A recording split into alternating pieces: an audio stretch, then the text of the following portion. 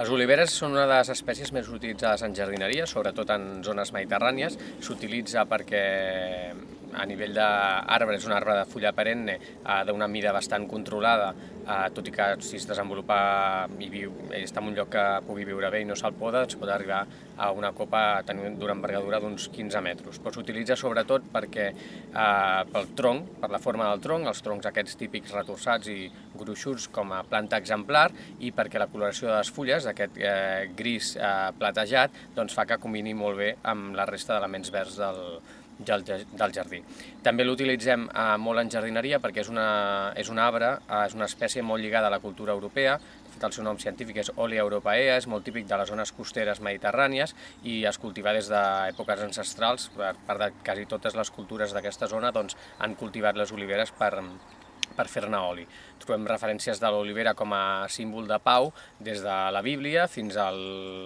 logo de les Nacions Unides, i això fa que també sigui una espècie molt emblemàtica, molt típica, i que se sol utilitzar com a element singular molt en jardins grans i petits. La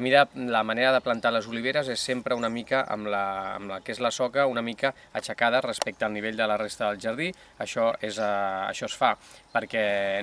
l'aigua no vagi amb el seu drenatge natural, vagi cap a l'arrel, perquè el que no suporta l'olivera és tenir un excés d'aigua a les arrels, de manera que el que convé és que un cop que plogui o que reguem, doncs l'aigua desaparegui ràpid d'aquestes arrels. Això ho aconseguirem amb terrenys més aviat sorrencs, o si no, plantant-les com es fan als camps, de fet, en els camps de cultiu d'oliveres, plantant sempre les oliveres una mica aixecades respecte a la resta del terreny. Una de les coses típiques de les oliveres, com una de les plagues que més l'afecten, és la presència de caparreta i de negreta, que és un fong que es fa sempre associat a la presència d'aquest insecte xuclador. Per això el que hem de fer és, si té una plaga molt estesa, ruixar-la